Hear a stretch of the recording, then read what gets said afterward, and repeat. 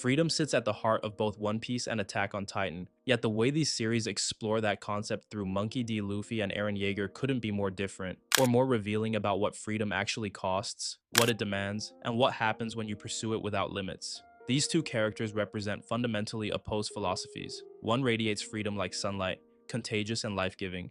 The other consumes it like a black hole, absolute and annihilating. Understanding how they clash reveals not just brilliant storytelling, but uncomfortable truths about the human condition.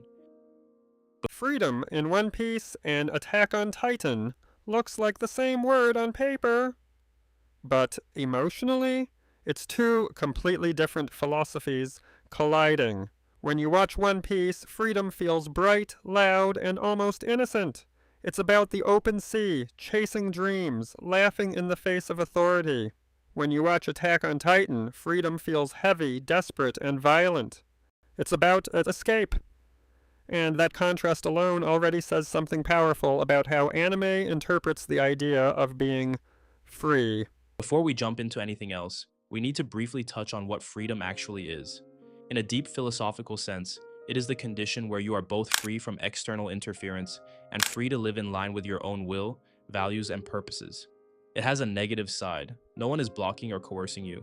And a positive side. You actually have the power and inner coherence to shape your life and act on what truly matters to you. Some frame it as the difference between freedom from constraint and freedom to pursue and realize your goals and identity. Real freedom isn't just a wide open field of options. It's also about not being ruled by inner chains like fear, compulsion, or self-betrayal, so that your actions genuinely express who you are. In that sense, someone can lack external options yet still be inwardly free, or have countless options yet live unfree because their choices are dictated by forces they don't really control. So freedom is not a destination you arrive at through conquest or a prize you claim through force. It is a fundamental alignment between who you are and how you live. In One Piece, freedom is embodied by Monkey D. Luffy. Luffy doesn't want to rule the world, he doesn't want to conquer anyone, he just wants to be the Pirate King, because to him that means being the freest person on the sea. Freedom in One Piece is personal. It's the ability to choose your own path, protect your friends, and reject oppressive systems like the world government. It's hopeful rebellion. Even when the world is corrupt, Luffy's version of freedom inspires others instead of crushing them. It spreads, it liberates, it feels contagious. Monkey D. Luffy is the main protagonist of One Piece, a carefree, stubborn, and fiercely loyal pirate whose body became rubber after eating a devil fruit. His dream is to find the legendary treasure One Piece and become the Pirate King, not to rule others, but because to him that title means being the freest person on the seas. He leads the Straw Hat Pirates, a crew of outsiders and dreamers he inspires and protects. And everywhere he goes, he ends up picking fights with oppressive powers and freeing people almost as a byproduct of chasing his own adventure. Luffy embodies what could be called unconditional inclusive freedom, a vision where being free means living authentically, while expanding freedom for everyone around you. His pursuit of becoming Pirate King isn't about power or domination. It's about achieving the state of being the freest person on the seas. Luffy doesn't want to rule over anyone or impose his will. He wants to live unchained and help others do the same. What makes Luffy's freedom philosophy so distinctive is its Aristotelian virtue foundation. He doesn't consciously strategize how to be good or free. He simply is these things instinctively. When he sees oppression in Alabasta, Dressrosa, or Wano, he doesn't intervene out of some heroic obligation. He acts because limiting someone's freedom offends him viscerally. Quote, he's not a hero because heroes. Then you jump to Attack on Titan, and freedom takes a darker turn through Eren Yeager. For Eren, freedom isn't about sailing into the sunset, it's about breaking out of a cage. The walls, the titans, the global hatred, everything is a prison. And once he learns the truth about the outside world, freedom stops being hopeful and starts becoming obsessive.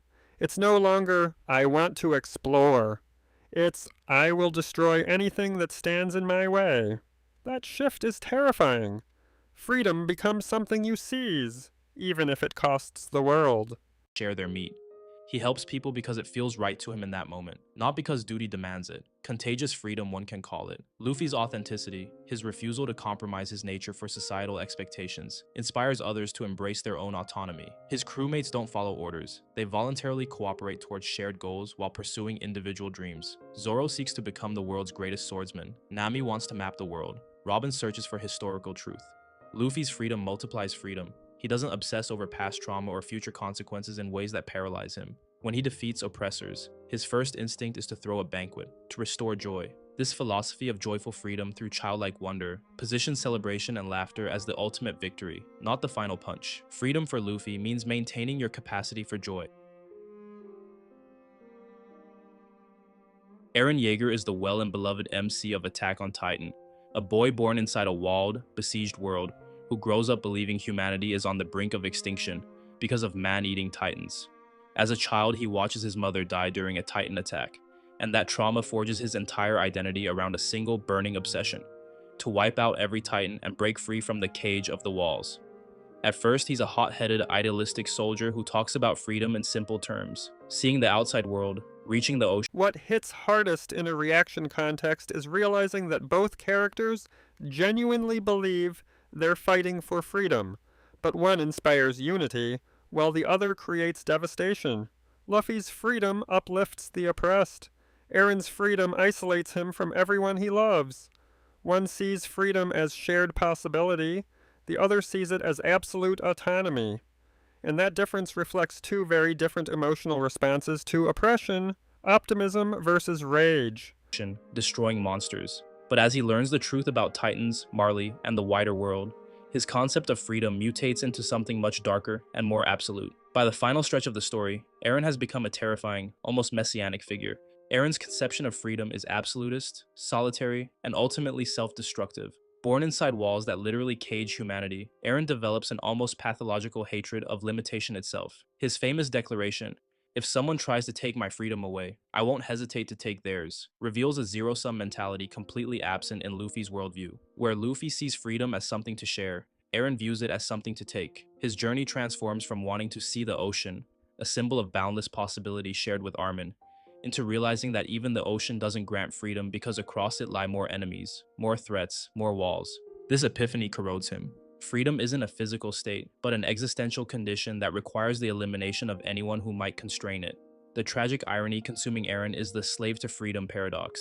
In pursuing absolute liberation, he becomes enslaved to his own ideology. The Attack Titan's power, to see future memories, transforms from gift to curse.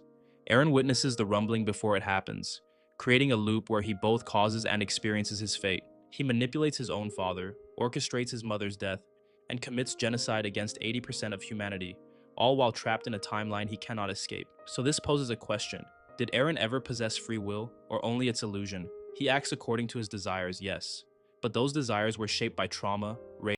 So when I react to these two series back to back, it honestly feels like watching two sides of the same coin. One Piece tells you freedom is worth chasing because it connects people. Attack on Titan warns you that freedom, if pursued without limits, can consume everything. And that's what makes both stories powerful. They don't just use freedom as a theme.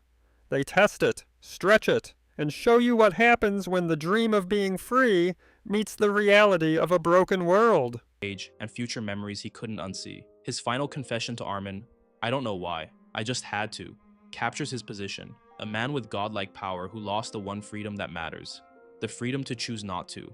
Unlike Luffy, who refuses to become anyone's boss if it costs freedom, Eren imposes his will on the entire planet through the rumbling. He destroys to protect, isolates to liberate, and ultimately demonstrates that absolute freedom pursued without responsibility or regard for others inevitably becomes the systemic oppression he tried to escape from in the first place.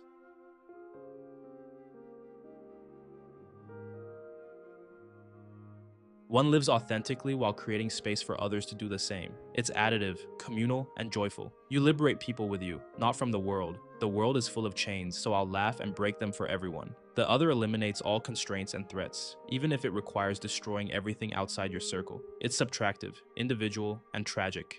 You achieve freedom by removing those who might take it.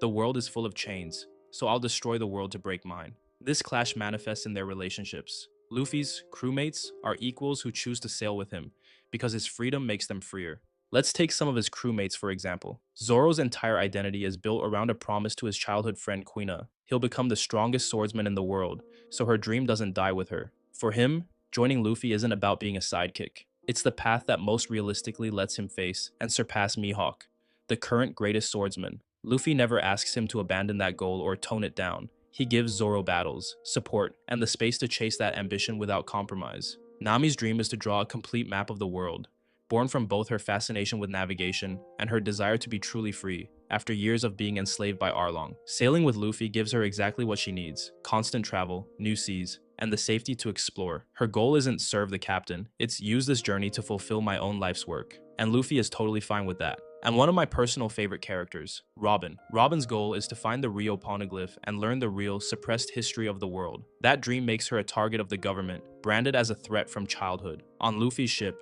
she finally has a place where her dangerous curiosity is accepted. Luffy doesn't care that her dream clashes with the world government's interests. He protects her right to seek truth, even when it means making enemies with the strongest powers on the planet. Simply put, sailing under Luffy isn't about sacrificing your dream to support his. It's the opposite. He creates an environment where everyone's individual dream can coexist and grow alongside his own.